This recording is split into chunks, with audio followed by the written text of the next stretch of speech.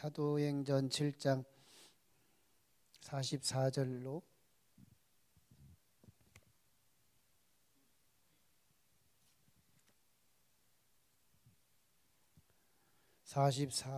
50절.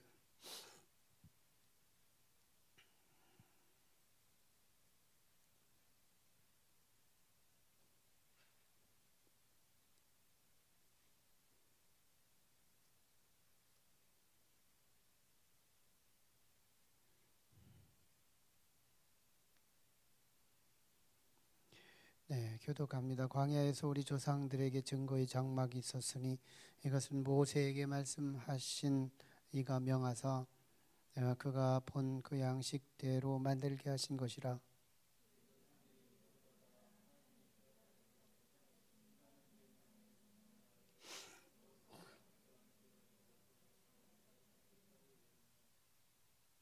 다윗이 하나님 앞에서 은혜를 받아 야곱의 집을 위하여 하나님의 처소를 준비하게 하여 달라고 하더니, 그러나 지극히 높으신 이는 손으로 지은 곳에 계시지 아니하시나니 선지자가 말한 바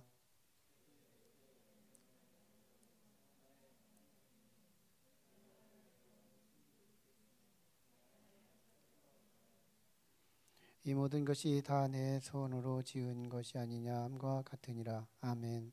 여기까지만 하겠습니다.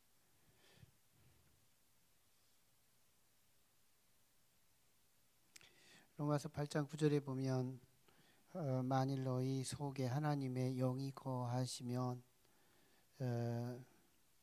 너희가 육신에 있지 아니하고 영에 있나니 누구든지 그리스도의 영이 없으면 그리스도의 사람이 아니라. 참 이 말씀이 얼마나 귀감이 되는 말씀인지, 이 말씀이 우리에게 참 묵상해야 할 그런 말씀입니다.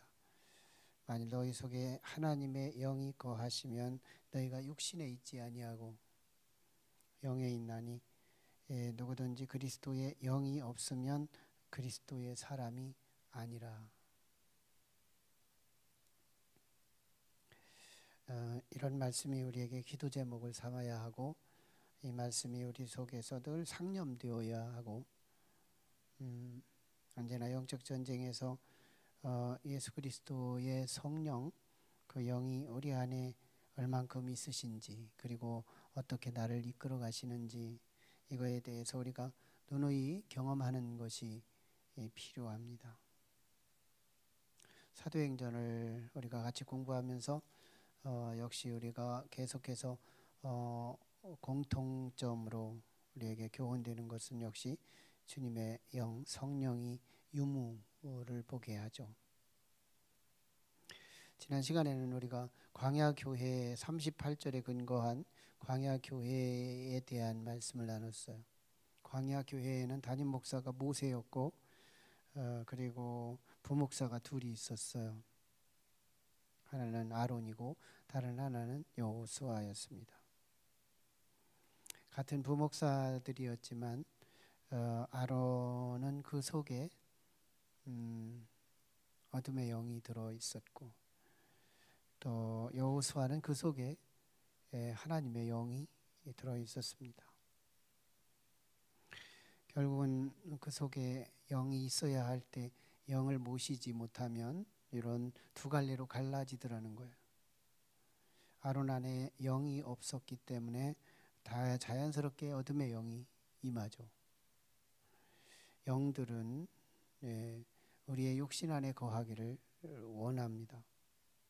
그런데 그 안에 성령이 있는 사람들은 들어갈 수가 없어요. 하나님의 성령이 그 안에 이미 모셔진 사람들은 어둠의 영이 배회하다가도 그 속에 더 강한 영, 하나님의 창조의 영, 하나님의 영이 먼저 임재한 사람들은 침범할 수가 없습니다. 주인이 있는 집을 누가 침범해요?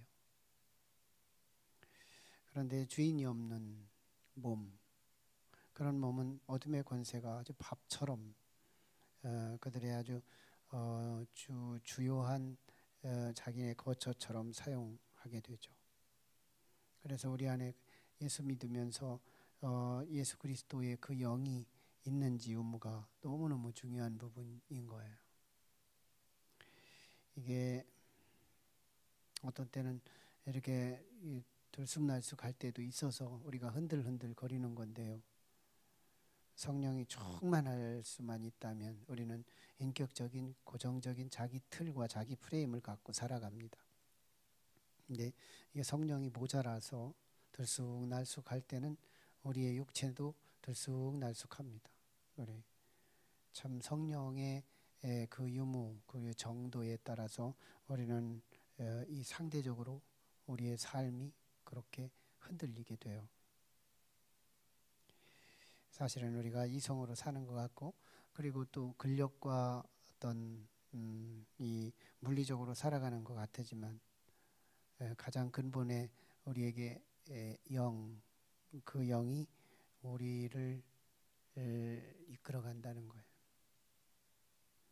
사실은 밥 한 끼 안 먹는 것보다 이 정말 마음이 아픈 거, 이거 밥 한 끼 안 먹는 것도 고통이죠. 근데 마음이 아픈 거, 이 둘 중에 우리가 마음이 아픈 걸 택할까, 밥 한 끼 안 먹는 걸 택할까 하면 우리는 너무 낮은 단계이기 때문에 누구나 밥 한 끼 안 먹는 걸 선택할 수 있어요. 이런 것이 더 첨예화되고 더 깊어지면 사람들은 구별 없이 밥을 선택하는 거예요. 어둠의 영은 육적인 것을 전유물로 삼아요. 오늘 조금 전에 읽어드린 이 로마서 8장 9절의 말씀, 만일 너희 속에 하나님의 영이 거하시면 너희가 육신에 있지 아니하고, 이 말을 뒤집으면 너희가 하나님의 영이 없으면 너희는 육신에 묶여 있고, 이런 말씀이에요. 육신에 거하고, 이런 말씀이거든요. 그런데 영에 있기 때문에 그리스도의 영이 없으면 그리스도의 사람이 아니다. 그러니까 하나님의 영이 없는 사람, 어둠의 영은 우리에게 육신에게 묶이게 해요. 육신에게 묶이게 해요. 그래서 배고프거나 마음 아픈 이런 정도, 아니 영혼이 아픈다고 할까요? 그러면 언제나 배고픔, 그걸 챙기게 돼 있죠. 어둠의 영은 언제나 우리 육체의 물질적인 것에 제한하게 만들어요. 온갖 공산주의는 어둠의 영입니다. 유물사관이라고 하는 말은 육체적이고 물질적인데 모든 것에 근간을 두죠. 그것은 공산주의의 가장 근본이에요. 그 안에는 그냥 공산주의가 아니라 그 속에 운전하는 영이 있기 때문이에요. 아론 안에는 어둠의 영이 있었고 여호수아의 영에는 성령이 있었어요. 이들의 과정 그리고 이들의 결과는 판이하게 달랐었잖아요.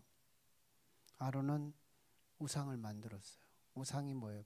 피조물, 하나님이 만드신 물질. 이걸 금송아지를 금 녹여서 만들어 놓고 이게 출애굽시킨 신이다, 이렇게 상정해요. 이게 아론이 주선해서 만든 거예요. 이 아론 부목사가 성도들을 꼬드겨서 같이 만들어낸 작품이 금송아지 우상이었어요. 어둠의 영이 임하면 보이는 것에 묶여버려요. 보이는 것에 갇혀버려요. 근데 여호수아를 보세요. 여호수아는 하나님의 영이 거합니다. 그리고 그 영은 모세의 영과 같아요. 모세하고 같이 하나님 말씀 받으러 시내산에 올라가죠. 그런데 모세가 부목사인 여호수아한테 너 중간에 여기서 머물러 해놓고 자기는 이제 중간부터 혼자 올라가요. 혼자 올라가서 하나님의 신비 체험을 하면서 하나님을 만나고 불꽃 가운데 하나님에게 또 말씀을 선물로 받아와요. 그 기간이 40일이었어요. 그 기간 동안 아론은 육지에서 백성들하고 금송아지 녹여서 금송아지 만드는 재미가 있었어요. 술 먹고 춤추고 풍악을 울리는 재미가 있었어요. 언제나 육체적이에요. 먹는 거, 물질적이에요. 그런데 여호수아는 그 속에 하나님의 영이 있어요. 모세의 영과 같아요. 그래서 모세도 시내산 올라가서 금식하면서 참 먹는 거, 육체적인 걸 고통을 참아내요. 그런 것처럼 여호수아도 모세에 참았던 그 고통을 참아내요. 그런데 모세보다 여호수아는 더 승하죠. 모세는 하나님 만나는 신비 체험이라도 있었지만 여호수아는 하나님도 못 만나고 사람도 못 만나요. 오직 영적 자기 혼자. 근데 그걸 극복해요. 그 이후에 그는 이제 이스라엘 백성들의 2세대의 지도자가 돼요. 그리고 가나안이라고 하는 하나님의 약속의 땅, 정착된 땅, 젖과 꿀이 흐르는 땅, 그 땅으로 인도하는 지도자가 돼요. 요단강을 훌쩍 지나가고 여리고성을 무너뜨리고 가나안 정복의 승리자가 됩니다. 아론은 123세에 광야에서 죽고 말아요.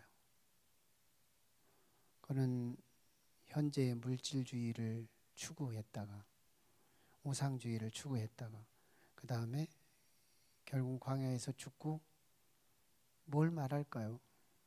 하나님이 약속한 땅을 못 갔다는 말. 아마 우리의 구도적인 차원에서 보면 그는 정말 구원을 받지 못했다는 이야기, 교훈을 주게 되죠.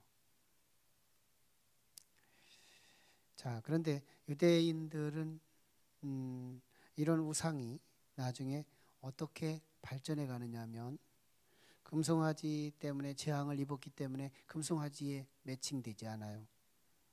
금송아지 벗어나면 바알신, 아세라 목상, 뭐 또 다른 거, 뭐 아주 우상을 바꿔가면서 여전히 물질이라고 하는 것에 매칭돼요. 물질이라는 것에 구속돼요. 이게 어둠의 영의 인도예요.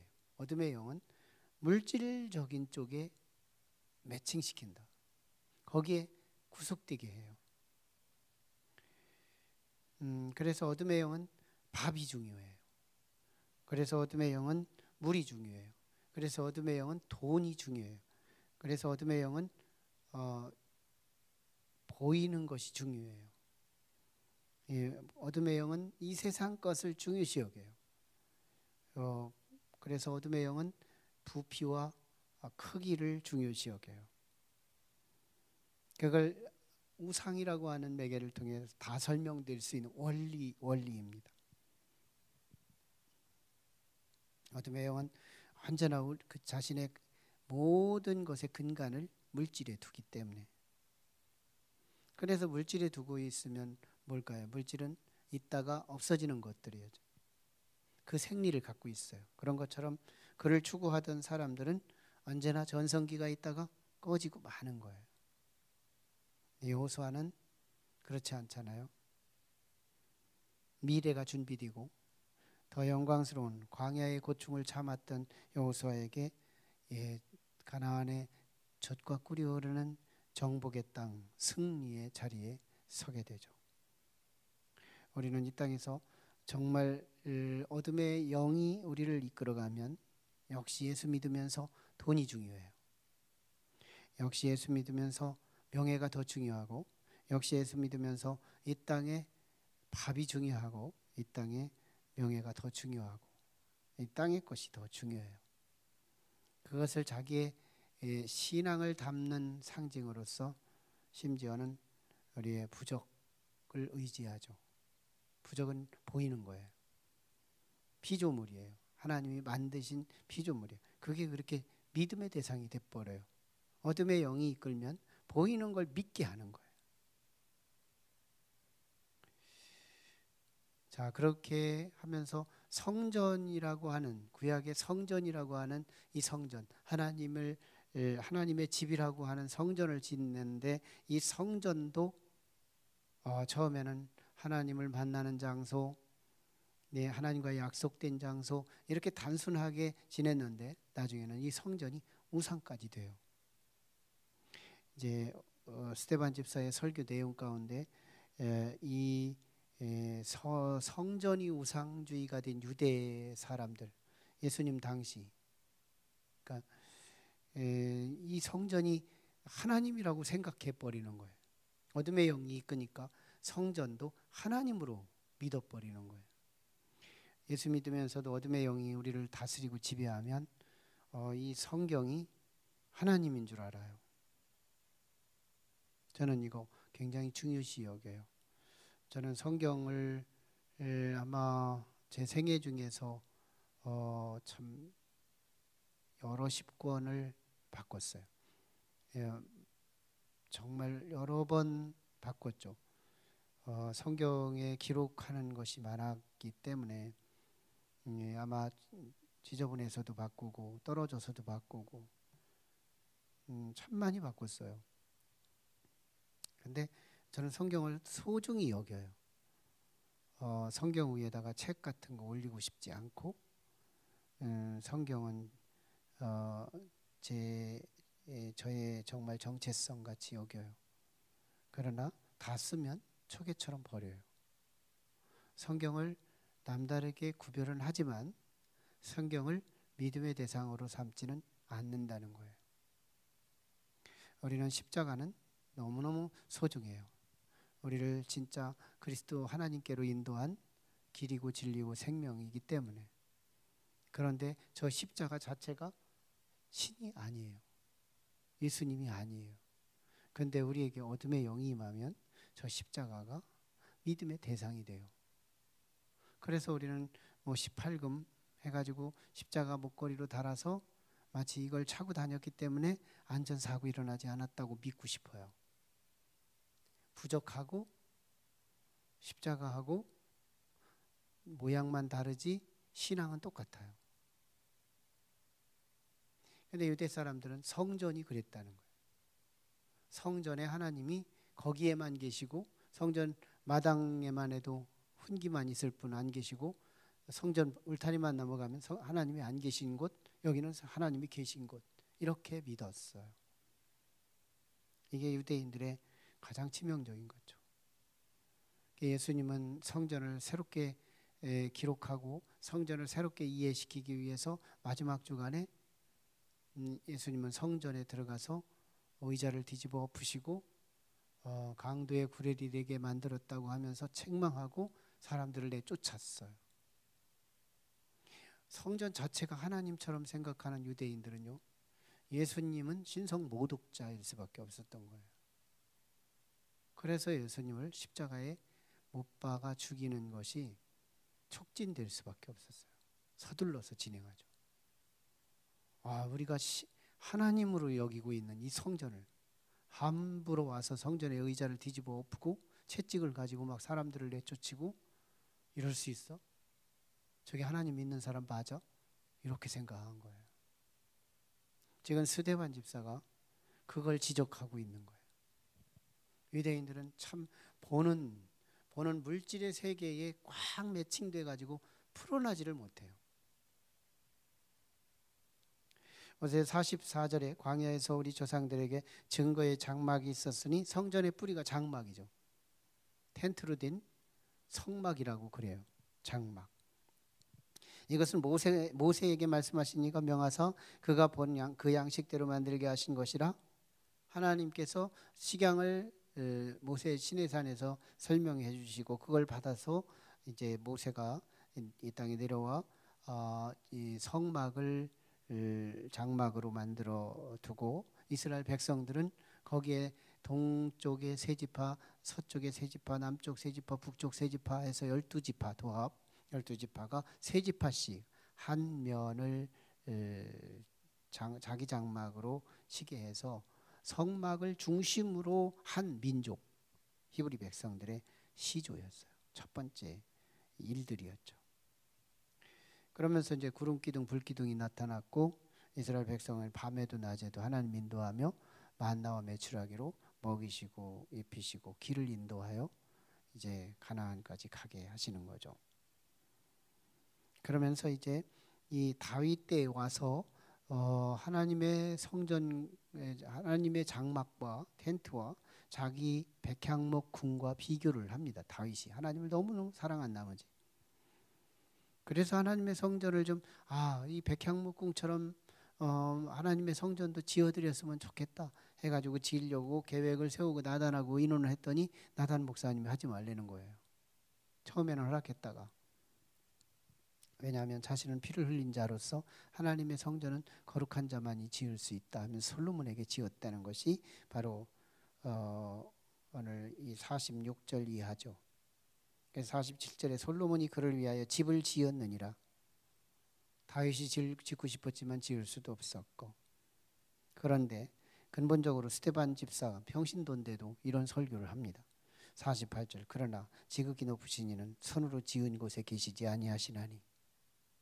성전을 숭배하고 있는 유대인들에게 지금 스데반 집사는 아주 치명적인 메시지를 던지는 거예요.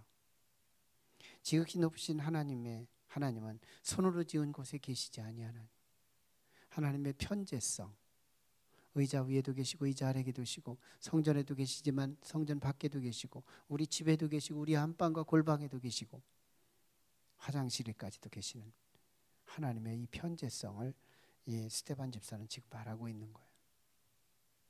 그러면서 성전에 매칭되어 우상 숭배가 아닌 또 하나의 우상 숭배를 하고 있는 저들을 책망하고 있는 거예요. 하나님이라는 분은 49절에 주께서 이르시되 하늘은 나의 보좌요 땅은 나의 발등상이요. 크신 하나님, 하늘은 하나님의 보좌 앉는 자리요, 이 땅은 하늘의 발등상, 딛고 있는 곳, 어마어마한 하나님의 큰 형태를 지금 스데반 집사가 보고 있는 거죠. 너희가 나를 위하여 무슨 집을 짓겠으며 그 하나님이 들어갈 수 있는 집을 짓겠는가? 그 하나님을 사람의 손으로 어쩌지 못하는 분이다. 우상 숭배에 빠지지 말라. 지금 이걸 스데반 집사가 말하고 있는 거예요. 그리고 이제 쭉 역사적으로 지금까지 설명을 해왔잖아요. 그리고 이제 다음 금요일 날 아주 결정적인 적용을 얘기하면서 회중들을 화나게 합니다. 가지고 있던 돌을 스데반 집사에게 던질 수밖에 없는 말을 하게 돼요. 유대인들의 자존심을 완전히 다 긁어놔 버리죠. 스데반 집사는 아예 죽기로 작정했습니다. 살려고 생각하지 않아요. 왜? 그 안에 뭐가 있어서요. 그리스도의 영이 있어요. 그래서 육신이 참 우리 그리스도의 영이 가진 사람들도 이 육체를 무시할 수는 없어요. 그리스도의 영이 있는 사람들, 성령이 충만한 사람들, 하나님의 영이 있는 사람들이 몸을 무시하는 것이 아니에요. 진짜 하나님의 성령이 취한 사람들도 육신을 소중히 여겨요. 그리고 돈도 소중히 여겨요. 그리고 명예도 소중히 여겨요. 그리고 성전도 남다르게 소중히 여겨요. 십자가도 소중히 여겨요. 성경책도 소중히 여겨요. 그런데요, 그는 그 속에 그리스도의 영, 성령이 함께 하시는 분위기에 물질을 소홀히 여기지 않지만, 물질을 중요시 여기지만 그 물질에 소속되지 않고 그 위로 극복해 지나가요. 버브라고 그래요. 넘어간다요. 넘어가요. 그걸 통과해서 넘어가 버려요. 그래서 어디께로? 하나님께로 가요. 이게 성령이 인도하는 사람들이에요. 그래서 너무너무 성전이 중요하지만 이 성전에서 만난 하나님이 내 삶 속에서 같이 동행하는 하나님으로 일상을 거룩하게 해요. 어둠의 영은 언제나 물질 안에 제한시키지만 하나님의 영은 물질이 소중한지를 알면서 이 물질이 소중하기 때문에 나한테도 소중하지만 너한테도 소중하다고 하면서 이웃에게 구제도 되고요. 내가 소중한 것을 알기 때문에 하나님께도 소중하다는 알고 하나님께도 드릴 줄을 아는 거예요. 이게 하나님의 영이 있는 사람들은 물질을 핸들링하는 사람이 되더라는 거예요. 하나님의 영이 아닌 어둠의 영이 있으면 물질 안에 꽉 박혀서 감옥처럼 거기에 갇히는 것이지만, 이게 우상숭배지만요, 하나님의 영이 있는 사람은 그 물질이 소중한 것을 알지만 그것은 하나님의 피조물에 불과해요. 그래서 그것을 하나님이 통치하시듯이 나도 작은 통치를 하게 되는 건데, 이 물질이 내가 만져보니까 소중하다는 걸 알고, 내가 소중하다면 이 사람도 소중할 거야 해서 이 소중한 걸 나눔으로써 그리스도의 사랑이라는 것이 뿌려지는 거예요.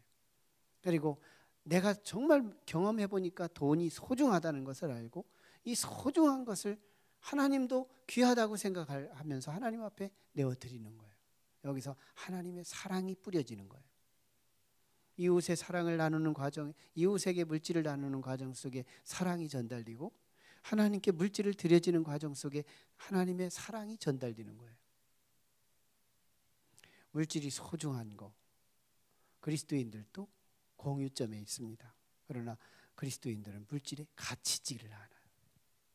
물질의 운영자가 됩니다. 성전이 우상이 될 수가 없다는 거예요.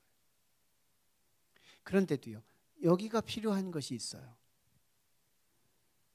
왜? 우리는 육신에는 집이 있어야 되는 것처럼, 노동의 현장에는 직장이 있어야 하는 것처럼, 영적인 사람들은 영적인 거처, 근간이 되는 거처가 필요한 거예요. 거기서 하나님을 경험하게 되는 거예요. 하나님의 음성을 듣고 하나님의 약속을 듣고, 그리고 세상에 나가는. 그래서 여기가 너무 중요하지만 이제 여기서 떠나는 우리들은 이제 세상이 다시 중요해지는 거예요. 성전이 너무너무 중요하지만 성전에 갇혀지지가 않아요. 많은 사람들은 성전에만 갇혀 있죠. 성전에서만 계속 봉사하고. 지금 이런 말은 성전에서만 봉사하는 사람이 듣고서 수정해야 할 말이에요. 성전에서는 안중에도 없는 이런 사람들이 들으면 또 남용되는 거지만요. 어쨌든 성전에 봉사를 하는 사람이 성전에서만 봉사하고 있으면 안 된다는 거예요. 세상에 나가서 우리도 봉사해야 된다. 예. 그래서 우리가 금년도부터는 우리 창립주일이 되면 우리 전 성도들이 이제 우리에게 일상에 필요한 물건들을 박스로, 우리 교회 박스로 제작을 해서 각 가정에 한 가정씩 이렇게 모아서 제출을 하고, 우리 동사무소에 가져다 주면, 예를 들어서 약 100여 박스 이 정도, 이 지역의 절대 빈자가 180가정 이상이 된대요. 이 지역에 오늘 문의를 한 결과 절대 빈자, 굉장히 어려운 가정들이죠. 이게 동사무소에서 통계로 잡힌 가정들이. 근데 그걸 우리가 직접 배달하려면 주소가 필요한데 요즘은 주소를 공유하지 않잖아요. 그래서 우리가 동사무소에 갖다 주고 거기서 배부해 주는 이런 방식으로 해마다 우리가 약속을 하게 됩니다. 창립주일이 되면 교회가 생긴 의미를 이웃에게 나누고 싶은 거죠. 물질이 우리는 써보니까 중요하잖아요. 라면도 중요하고 공산품도 중요하고, 우리는 정말 필요한 거 너무너무 중요하기에 저 사람들도 중요할 거야, 이걸 우리는 생각하는 거예요. 그리고 하나님도 중요하게 여길 거야. 그래서 하나님께도 이웃에게도 뭘로? 사랑의 양념을 뿌려서 함께 사람들에게, 이웃에게. 그래서 물질은 있다가 없어지는 거예요. 그런데 우상을 숭배하는 사람들은 그걸 가지고 관에다 넣어서 가요. 진짜 이 부적을 믿는 사람들은요, 관 속에다가 부적까지 집어넣고 가요. 야, 진짜 불쌍하잖아요. 아론의 속에는 어둠의 영이 있고요, 여호수아의 속에는 그리스도의 영이 있어요. 주님의 영이 있는 사람들은 물질이 중요하지만 나만 중요한 걸 생각하지 않고 이웃이 중요하다는 걸 알면서 그 물질이 배달하고 하나님께 올려드리고 이게 쉬워지는 거예요. 그게 중요해서 거기에 소속이 되지만 다른 사람도 중요하다는 생각에 배달부가 되는 거예요. 이게 하나님이 우리 인생에 허락하신 축복이잖아요. 근데 우상은 아니에요. 자기 관짝에다 넣어 갖고 가야 돼요. 자기 관 속에다 넣어 갖고 가야 성이 풀리는 거예요. 물질 안에 꽉 갇혀 있으니까요. 누가 인도할 거냐? 우리는 내 안에 누가 있는가? 말씀 읽어드렸던 것처럼 로마서 8장 9절, 내가 진짜 예수 믿는 사람이라면 지금 내게 성령이 충만한지 아닌지 이거 중요할 수 있지만 우리는 자유할 필요 있어요. 그러나 이 문제의식은 우리에게 있어야 돼요. 만일 너희 속에 하나님의 영이 거하시면 너희가 육신에 있지 아니하고 육에 있지 아니하고 육에 머물러 있지 아니하고 이 말이에요. 육에 있지 아니하고 영에 있나니 영에 있나니 누구든지 그리스도의 영이 없으면 그리스도의 사람이 아니라, 예수 믿는 사람이 아니라. 지금도 물질이 너무 좋으면, 예수님보다 더 좋으면 지금 나는 사실은 성령의 영보다 어둠의 영이 더 많다는 거예요. 예수 믿으면서 예수님의 영이 내 안에 충만하기를 기도하는 사람이 있거나 이미 소유한 사람이 있거나 둘 중에 하나만 교회에 있어야 한다는 거예요. 저는 기도할 때마다 이 예수 그리스도에 대해서 더 초점을 두기 위해서 성령님을 늘 의식해요. 근데 성령님이 하루를 지나면서도 나를 이렇게 인도했다, 나를 저렇게 인도했다, 아 저것도 하나님의 인도구나, 저것도 하나님이 이끌어 주셨구나, 이게요 연결시켜요. 하루를 지나는데도 하나님이 연결시켰구나, 하나님이 저기서도 이렇게 했구나, 도와주셨구나, 이게 모든 범사에 이게 연결이 되는 거예요. 나는 이거를 어떻게 설명해야 할지, 이것이 우리 성도들에게서 누누이 경험하는 예수 믿는 재미, 아주 보이지 않는 실선들이 성령께서 조명해 주심으로 이게 보이게 하는, 그래서 하나님이 지금 내 편에서 동행하시고 나를 돕고 계시고 나와 함께 하시는 걸 누누이 경험하게 하는 거예요. 하나님이 나와 함께 하는구나. 내 속에 하나님의 영이 있으면 물질에 구속되지 않아요. 갇히지 않아요. 물질을 통치하고 명령하고 다스리고 그 물질이 움직이는 방향에 주님이 주신 그 사랑을 같이 향수처럼 뿌리고, 하나님께 드리더라도 향수처럼 사랑의 향수를 뿌려드리고, 성령이 우리와 함께하는 사람들은 물질이 필요 없다가 아니에요. 몸이 아무것도 아닌 것이 아니에요. 안 믿는 사람보다 몸을 더 소중히 여겨야 할 이유는 하나님이 주신 선물이기 때문에. 돈도 저는 1원짜리 하나가 땅에 있으면 줍습니다. 내가 아는 사람은 안 줍더라고요. 1원 주워서 뭐 할 거냐는 거예요. 1원이 소중한 거예요. 우리가 1원을 무시하면 10원도 무시할 수 있고 1000원도 무시할 수 있는 거지만 1원 하나라도 이건 주울 필요가 있어요. 누구에게 주인에게 찾아 주더라도 주어야 하고 하나님께 드리더라도 주어야 해요. 소중한 것이 땅바닥에 떨어졌는데 이걸 작기 때문에 안 하고 크기 때문에 해야 되는, 이건 벌써 내 속에 어둠의 영이 있다는 거예요. 하나님의 성령이 우리에게 임하면 물질을 대하는 태도에서 나타나더라는 거예요. 스데반 집사는 지금 성전이 물질이기 때문에 성전에 매칭된 유대인들을 은근히 질타하고 있어요. 책망하고 있거든요. 그리고 아직도 못 알아들어요. 유대인들은. 저 뭔 얘기하려고 하는 거야 자꾸. 말을 못 알아듣겠는 건 아닌데 성전 얘기하는 것 같기는 한데, 그리고 여기 아론 얘기하고 여호수아 얘기한 것 같기는 한데 뭘 말하려고 하나. 이제 다음 주에 금요일 날 그 실체를 얘기하게 될 겁니다. 기도하시죠. 우리 같이 기도하실 때 하나님, 예수 믿으면서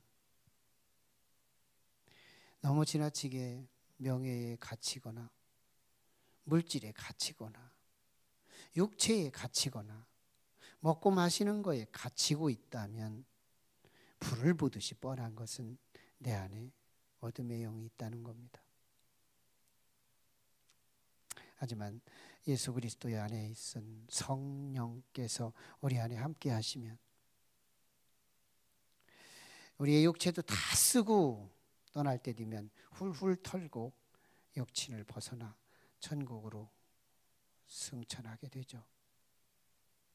물질도 다 쓰고 이웃들에게 나누고 하나님께 돌려드리면서 우리 하나님 앞에 내가 하나님의 영이 있음을 드러내죠. 하나님의 성전도 정말 내가 너무너무 소중한 중심이지만 성전 자체가 하나님일 수는 없다는 겁니다. 내가 이르면 우리 하나님께서 이 물질을 넘어 하나님의 그 뜻, 보이지 않지만 영원하시고 위대하신 그 하나님 앞으로 우리가 다가가는 그날까지 보이지 않지만 역사하는 실세 되신 그리스도의 영이 우리를 이끌어야 물질에 속되지 않고 물질을 극복하고 나아가 하나님께까지 갈 수 있다는 겁니다. 하나님, 우리의 기도, 우리가 예수 믿으면서 그리스도의 영이 모자라면 우리는 신앙의 기복이 심하죠. 뜨거웠다가 차가웠다가 미지근했다가 갑자기 뜨거웠다가. 그러나 인격적 신앙, 성령이 충분하고 넉넉한 성도들은 참으로 우리의 신앙이 들쑥날쑥하지 않으며 인격적인 모습을 드러냅니다. 우리의 삶 속에 참으로 물질이 소중하지만, 몸뚱이가 소중하지만 그것을 극복하고 나가는 하나님의 영, 성령의 다스리심이 우리를 이끌어 주시옵소서. 성령님, 내 안에 오시옵소서. 나를 이끌어 주시옵소서. 그 열매를 통하여 우리가 성령에 속한 자인지 하나님 어둠의 영에 속한 자인지를 구별할 줄 알게 하시고, 하나님 성령이 내 안에 거하여 주시옵소서. 깨끗해야 한답니다. 분명한 회개가 필요하고 그리스도의 십자가의 피를 마음으로 찍어 바르고 뿌리게 하시고, 그리고 주님의 그 뜻을 붙들고 순종하고 애쓰고자 했을 때 하나님의 성령이 우리에게 임한다고 약속하고 있습니다. 성령을 의지하여 우리가 하나님 앞에 회개와 기도로 나가겠습니다. 이 시간 기도합니다. 거룩하신 아버지 하나님, 은혜를 감사합니다. 오늘 이 밤에